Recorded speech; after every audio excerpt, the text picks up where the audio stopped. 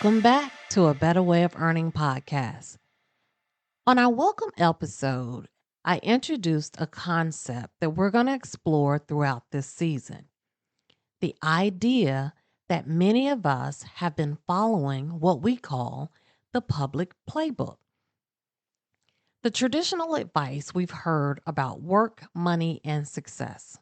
Go to school, get good grades, find a good job, work hard, save money, retire. While there's nothing inherently wrong with those ideas, many people are discovering that following those steps alone doesn't always lead to financial freedom. Today, we're talking about a question that makes some people very uncomfortable. Why do so many intelligent, hardworking people still struggle financially? This episode isn't about judgment. It's about understanding the difference between earning money and building wealth, because they, my friends, are not the same thing. Stay tuned to the end of the podcast so that you can hear a few of the hidden barriers to success. I call them our trademark success blockers. One of the biggest misconceptions in our society is that income automatically creates wealth. We assume that people with larger salaries must be financially secure. But we've seen examples that prove otherwise. Professional athletes that have gone bankrupt, lottery winners who have lost their fortunes within a short amount of time. High income earners often live paycheck to paycheck. At the same time, there are school teachers, tradespeople, and small business owners quietly building wealth over decades. Why? Because wealth isn't determined by what comes in, it is determined by what stays and what grows.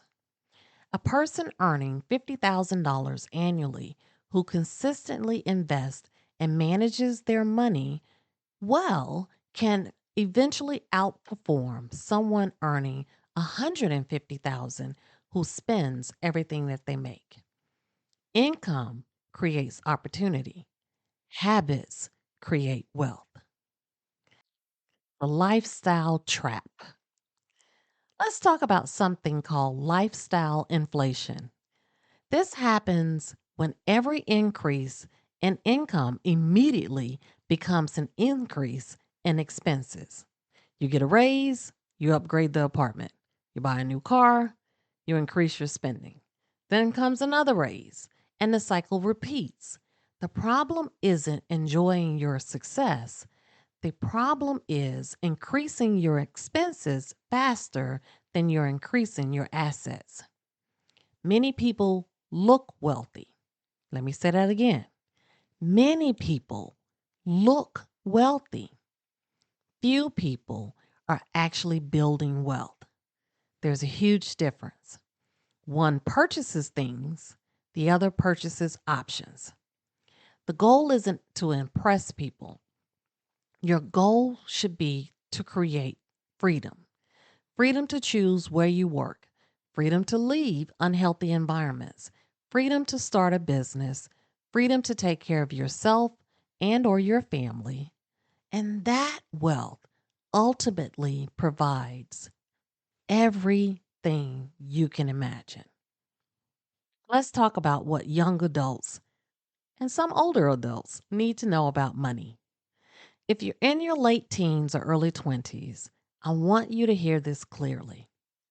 You do not need to have everything figured out. You do not need to become a millionaire by 30. You do not need a six-figure salary next year. What you do need are good habits. Learn how to budget. Learn how credit actually works, not what you see on TikTok or social media platforms, but really understand how credit really works, how you can utilize credit and leverage credit, but also how credit is determined.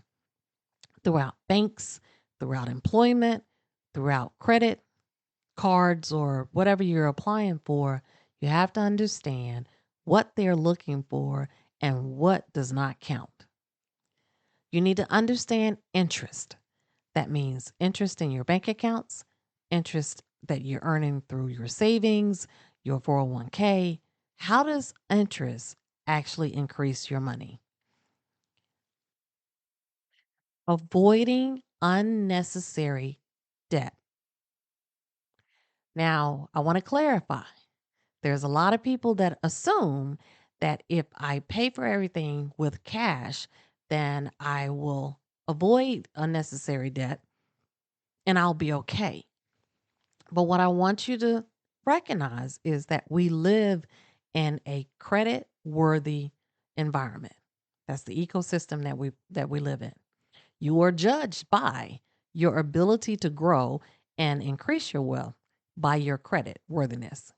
So if you're only using cash as transactional or how you're paying everything or buying everything, you're never actually building your credit worthiness. That will negatively impact your ability to expand past your cash. If you are young, please, please, please create an emergency fund. And this fund doesn't have to be billions of dollars. This needs to be a a a space or a number. You create your own number of what that emergency fund looks like so that when something arises that's unplanned, you're not scrambling to try to figure out how to survive that setback. Most importantly, learn how to begin investing early. Not because you have a lot of money, because time is your greatest asset.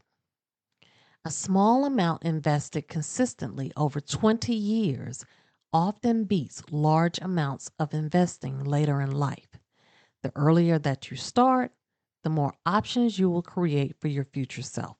But your 20s are often more valuable as a learning decade than a earning decade. And those of us who take moments to look back, my pastor called it my stupid money. If we look back on some of the decisions and some of the things that we did in our 20s, especially things that we did that gave us instant gratification, we look back on that as we age, as we grow, as we now look at our financial stability and realize that that moment of instant gratification might have placed us in a hole of decades of financial struggles. So I'm only telling you this because not because I'm trying to change your lifestyle, I'm trying to make you a hermit at home, but I'm just trying to give you a little bit of wisdom to let you know that if you think about some things a little bit different, doesn't have to be a huge shift in how you handle your life. But if you make small changes now while you're young, then it will pay off later as you begin to experience more life. The experiences, relationships, and skills that you build during this period can dramatically increase your earning potential later. I want you to start thinking in the long term, not just in the paycheck. My father told me something when I was in high school that really stuck with me. He said, Clyde, and yes, ladies and gentlemen, I was the son my father never had, so my name was Clyde. It's still Clyde. He still calls me that. His family still calls me that. I love it. So, anyway, my father sat me down and said, Clyde, you have one or two choices. He said, you can play while you're young and work hard for the rest of your life, or you can work hard now while you're young and you have the energy of it, and you can enjoy the fruits of that labor for the rest of your life. And that stuck with me because the option was I can hang out, spend all my money, not save anything, look good, buy expensive things, et cetera, and feel good right now. But then what struck me or what really stuck with me was he said I'd have to work hard for the rest of my life. I didn't want to do that. So I sacrificed a lot of things while I was younger just so that I can build up a lot of the financial acumen and the business acumen that I have today. And I'm now able to enjoy life in manners that I never imagined that would be possible for me. Now, let's talk about the wealth as a mindset. Before wealth becomes a bank account, it must become a mindset. People who build wealth tend to think differently. They ask, how do I create value? How can I solve problems? How can I learn new skills? And how can I make money work for me? Instead of focusing only on what they're earning today, they focus on what they are building for tomorrow.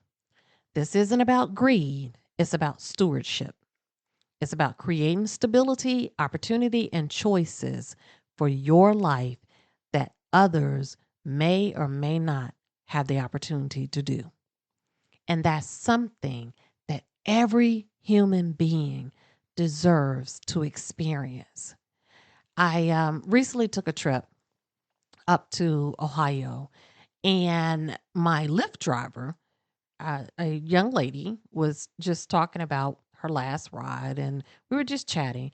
But what she eventually moved into a conversation of was talking about her struggles. The reason why she was doing Lyft was to counter support her income and to take care of her family and her kids.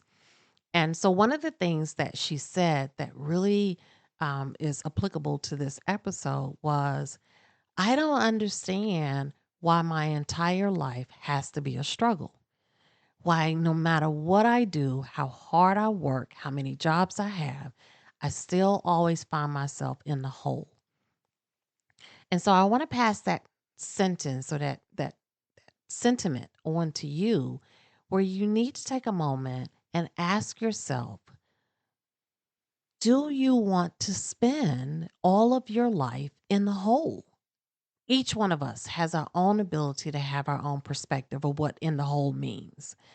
But what she was trying to say was, every day she's missing opportunities with her children or missing opportunities that she's watching other people travel and do other things, but she's not allowed to do that because every single day she has to focus in on how to pay the minimum and how to take care of her bills and keep the lights on. And so figure out what your perspective is. Yes, it's cool right now to have the Gucci bag and all the name brand things and all of the shoes and clothes and be the influencer and get people to give likes on social media. But as in everything in life, there's a cycle. So what you have bought today that is flashy, that has a value to it, it's like a used car tomorrow, doesn't have to hold the same value.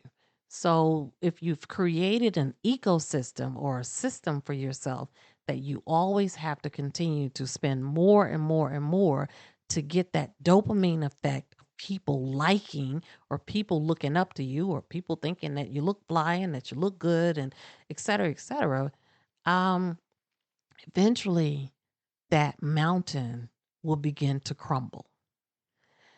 So figure out how you want to navigate, not just today, but the rest of your life. Do you want to have there's going to be a teetering point or a point in life that you can go and buy all those things and afford all those things and live life, live great, look good. But is this the right time to invest in all that? Speaking of investing, research your brands. Find the brands that actually appreciate if you're going to spend that kind of money. But if this is going to be something that you spend 5, 10, 20, $50,000 on a handbag, that in a year, if you want to sell that, trade that, consign that, you're only going to get pennies on that. Is that a great investment? Just a note for the personal corner of Dr. Michelle. Now, don't send emails and pictures of your purses and shoes and everything for evaluation evaluation purpose. That's not what the sentence is about. I want you to be smart about what you are investing in now, because what you do today is going to directly impact what your future looks like. Let's talk a little bit about why money should not be your only career decision. This may surprise some of you, but the highest paying job isn't always the best opportunity. And for those of us who have chased promotions and salary increases and bonuses throughout our career, we could be the first one to attest to there are times that we did that we missed out on life. When evaluating opportunities, always ask yourself, is this the schedule, the life, the pace that's going to make me happy? There are some people that chasing that money and working all day or committing themselves into a career will make them happy, and that's okay. But there are some that gets into this rat race and quickly finds out that this is not all that it was sold to me to be, because you're now missing out on hanging out with your friends or exploring other things or learning more, increasing your skills, or spending time with family or traveling, because you've committed yourself into an opportunity that consumes majority of your life and time. And although you've gotten that great check and you got the great bonuses, you don't have a life to be able to enjoy it. You're just grinding it out. So evaluate what really are you looking for. Money is great. Having a great salary, it gives you security in some opportunities. It makes you feel better. We are led to believe that the more money that we make, the more opportunities that are afforded to us. But if you or the requirement to gain that check is so time consuming and so emotionally, physically draining in order for you to sustain that pace, what opportunities are you actually gaining? Or is it increasing your skills? Are you getting access to new mentors or ways for you to balance out the chase for money and the excitement, exploration, and the relaxation of life? Is it opening new doors for you for better opportunities? Or will you always be on this hamster wheel of trying to get more money? But the most important question that you need to ask yourself is, will I grow from here? There's there's there's something that most people don't really talk about, especially people that are in these higher income brackets. They were led to believe that, okay, once I make more money, then I'm going to be more happy and I'm be more secure. But what a lot of people in those higher income brackets don't readily discuss with people is the value proposition that happens the more money that you make. Sometimes in some companies, in some environments, the more money that you make, the more that the company believes that they have ownership over every aspect of your life. That means they control your schedule, they control your time. There is no work life balance. The company feels like that once they pay you a certain level of salary, that your time, your emotions, your growth belongs solely to them. That is not a healthy situation to be in. That eventually gets you to the point that you start asking yourself, is this check worth this? Is it worth my health? Is it worth the fact that I never have time off? If you've worked long enough, back in the day, we all used to have like guaranteed vacation time. You'd sign your contract for your job and it would come with 2 weeks, and every year you'd add another week or whatever. But companies began to realize how much that was costing them from a corporate standpoint. So now they created this PTO where you earn the more hours that you're there, you earn this PTO time. Either way, vacation, PTO, time off, flex time, whatever you want to call it, or whatever your company titles it, if you get into a certain level of income bracket and you aren't able to take any of that time off, and again, I'm going to date myself because back in the day, whatever time that you didn't use, because some of us was real smart because we would bank that PTO or bank that vacation, because every year you had the choice of it could roll over or they pay it out. And so if you were in a financial struggle or whatever, you look forward to that payout. Or if you knew that, next year you're going to have a great cruise coming up or whatever, you would bank that time so you'd have more time off. Once again, in the corporate world, not only do they think from the perspective of what's going to benefit the company, but hey, these corporate officials and leaders and owners, they're on social media just like you are. So the more that people talk about how to really maximize or get over on the job, the more they go back to the drawing board and figure out how to not make it so that you can do that. Um, and I'm not saying every company is like that, but every company is built on a profit margin platform. There's not a company out there that sits, no matter how family friendly they are and how much they care about the people that work for them, they got into business to make money. And as the economy fails, as things become more expensive, as it becomes more costly to run these corporations. In one of these episodes, we're going to talk about scaling and growing your own company and the things that you have to consider. So, as companies scale and grow, that's more money that they have to pay in salaries and bonuses and taxes and operations and execution of their company product or service. The more they have to pay, the less that they are going to offer as free money. And vacation time, PTO, benefits is technically free money. It's an expense that the company incurs to help you to enjoy your job better. Well, guess what's going to decrease as expenses increase on a company? That free money.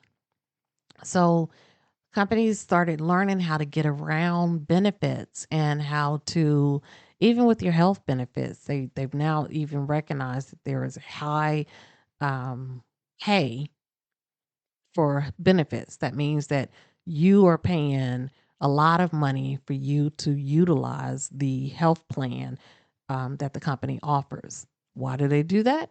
Because it saves them money. So they shift some of that money or that expense over to you, the employee. I'm talking about this because, again, the higher that your income bracket goes or is within a company, you may start to see that throughout time of your tenure with that company, the benefits have changed. The ability to take time off has changed. Your flexibility, your free time is becoming shorter. Why is this important in this episode? Because again, not all money is good money. If you find yourself in a career or in a company that you're boxed in, that you're making the 7 and the 8 figures and that looks good going in the bank account, but your health is failing, your marriage, your relationships are falling apart, you have no time or you're not able to take any time. Yes. Will they give you that time off? Absolutely. But in the day and age of email and cell phones and messaging and chats, that doesn't necessarily mean that they leave you alone during your time off. And some companies won't let you shut them out. That's a part of your contract. But anyway, sorry, I went off on a tangent. But I really want, again, I'm having this conversation because if you've never been in that position, the more you know about what happens if you get to that level or when you get to that level, the better prepared that you are. This happens often where we find ourselves in positions of, I didn't know. I didn't know that this is what this looks like. I didn't know that I was going to be working more on salary than I ever did as an hourly person.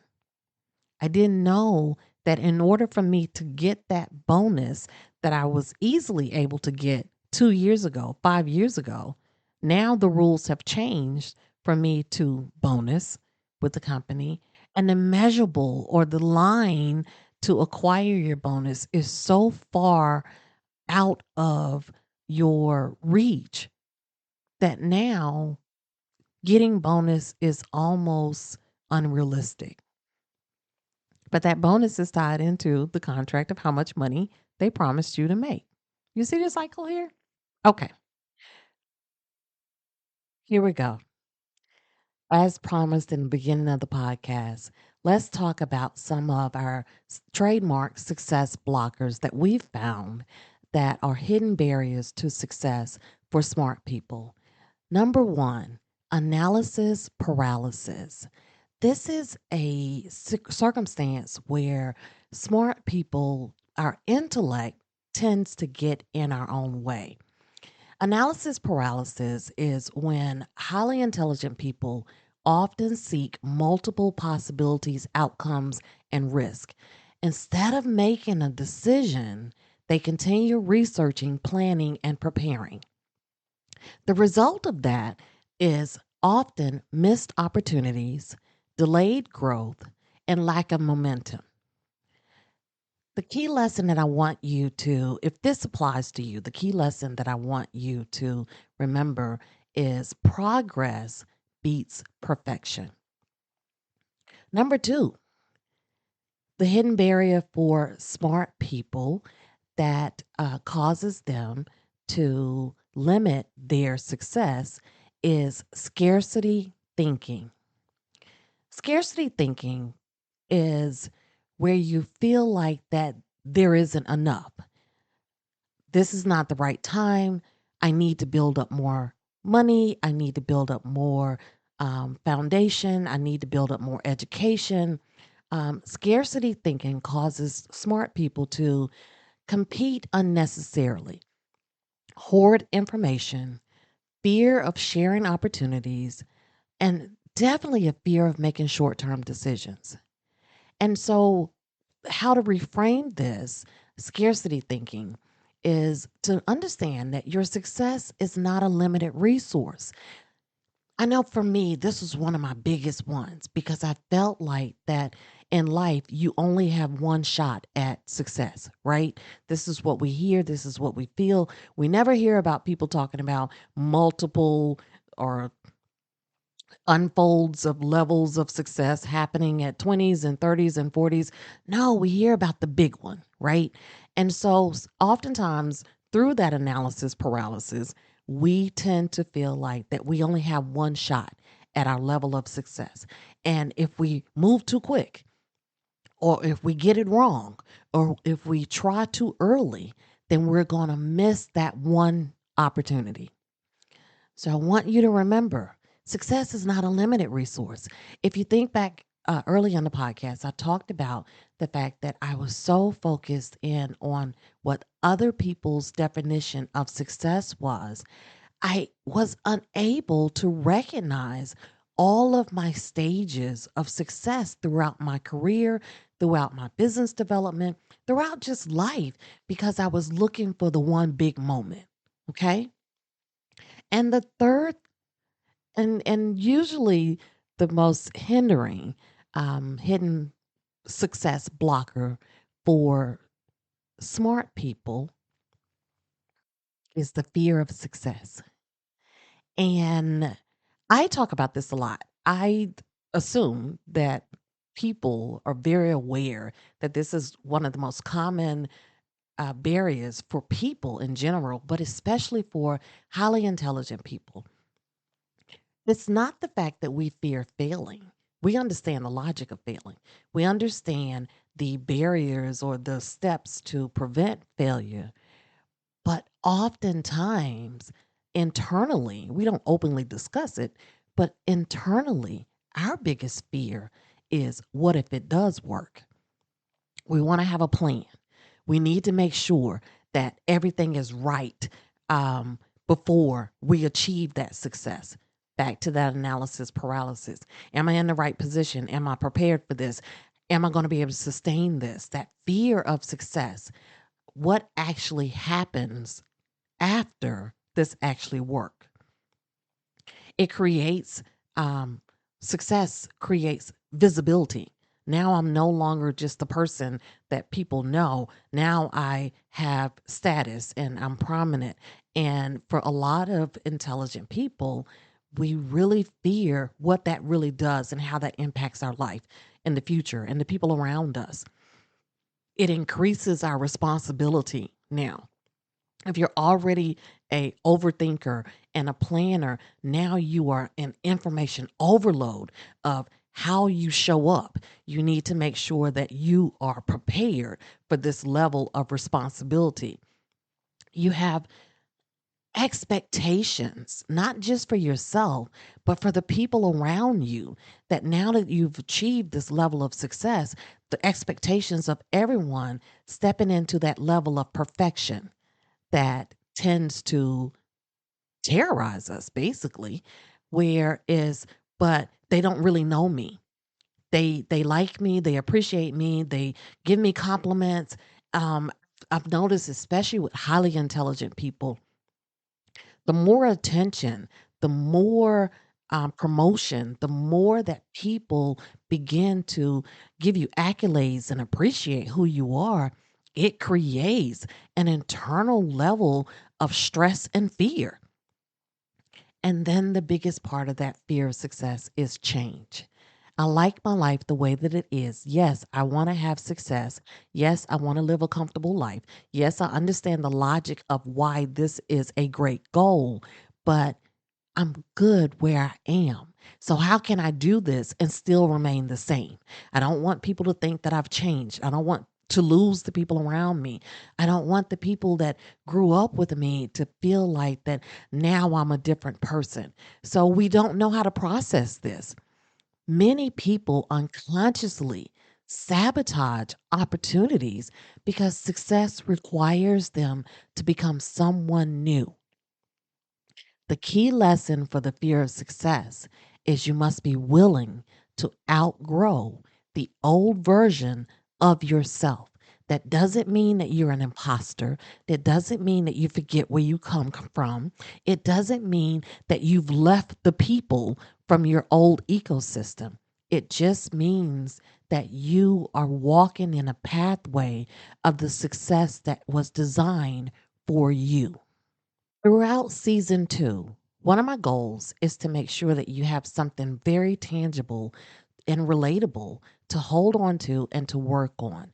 So, we're going to talk more about the public playbook, and we're going to talk more about these success blockers that pertains to certain folks to help them overcome some of the barriers that hold us back from achieving our level and desired level of success throughout life.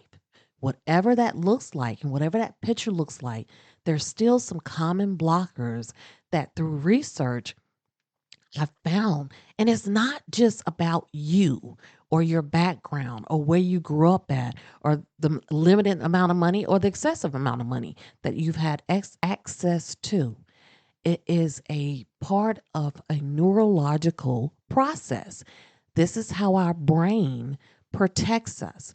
We have to remember that no matter how much technology grows, how much access to information, how generations change, our body is still the biological makeup that it was hundreds of thousands of years ago. So, in order for you to break through some of these blockers and barriers, you have to understand the actual physical makeup of your body and how your brain processes information. Information for your brain isn't translated for today's time, it is processed through what it was programmed and how it was programmed to process fear, attack, stress. And so, we'll talk more about that throughout this season. Stay tuned. In closing, today's message is very simple. Being smart in today's time is no longer enough. Working hard is not enough. Making more money is not the solution to wealth. Financial success comes from understanding how money works and making intentional decisions over time. The good news is you don't have to be perfect at it. You just need to start. And I know that earlier I addressed my 20-year-olds and I was talking about how to get this started in your early 20s because that is important. But I also want to talk to my more seasoned people. It's never too late to begin to make smarter choices. And for all my influencers out there, if you kind of build up that reputation of having the latest and the greatest and the nice and the flashy and the shiny and that's what everybody looks at you to do, but it is financially draining you, would you rather continue to keep up the facade and end up bankrupt? Or would you rather begin to adjust some of that imagery that you're keeping up with or trying to keep up with someone else so that you can sustain that presence for the rest of your life? Just something to think about. But no matter where you are in your life today, if you're sitting there and you're looking at a pile of bills sitting over there to the side that you know how we do it, we just sit it over because we figured that if we just don't open it, that somehow or another the debt will go away. I mean, I know I'm not the only one. I'm just saying. That was my life. When I became a single mom, I had 3 kids. I was just trying to keep the lights on. They needed food. They kept growing. They needed clothes and shoes. So there are some things that was not a priority for me. And in my struggles, I just kind of piled up a bunch of bills expecting that I'll deal with it later. Well, if you're sitting in that circumstance, or if you're sitting there and you have a lot of money in your bank account, but you realize that you're overspending or you are recklessly spending that money, it is never too late to make small shifts and small changes. You can do that. If you listen to season 1, I talked to you about how during one of my seasons of working, I automatically shifted $50 per paycheck into a credit union account that I did not have access to. I cut up the card and I intentionally didn't try to log in every day or whatever.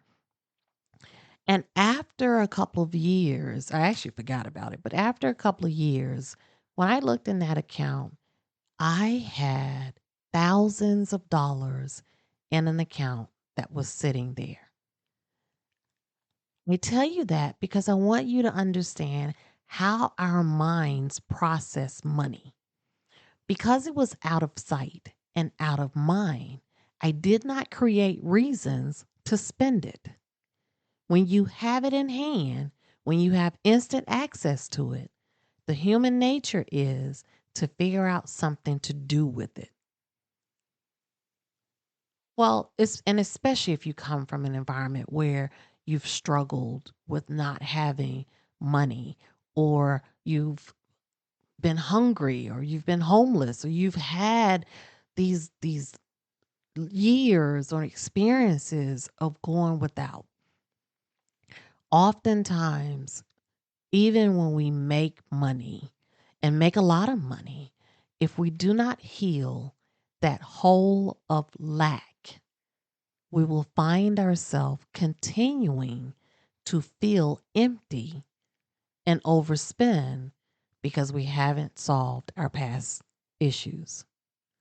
Now, I say all that to say, again, it is never too late. Start to recognize your tendencies. What happens when you get a bonus check or you get an influx of money? What does your urge tell you to do? I've met some 30-year-olds that can retire today and live lavishly for the rest of their life because they were very responsible with their money. But responsibility doesn't mean to go without. And those of us who've been in those limited resources situations, sometimes we get in a panic that we swing the pendulum to one side of the extreme or the other. And if you've grown up with a life of lack, you feel like that not spending or not having something that you really want is just perpetuating a continual life of lack, but it's not. Let's figure out where our priorities are. Let's figure out who we really are, especially in our own world and our own wealth system. Not what anybody else says, not what anybody else wants to see, but you. What makes you feel good? And if spending makes you feel good, then you need to have a plan so that you can sustain the spending habits that you have. Now, saving, investing, credit can also help you expand past a cash environment. As we go through this season, we're going to talk about how do we elevate, how do we maximize, and how do we access some of the avenues and tools and tricks of the trade that some of the wealthiest people use to keep themselves in that tax bracket. Join us next time as we discuss one of the biggest mistakes people make when beginning their careers and how a single decision can help shape your future opportunities. Until next time, remember, success isn't about following someone else's path, or as I say, walking in someone else's shoes. It's about building one that works for you. Thank you for listening to another episode of A Better Way of Earning. I'll see you on the next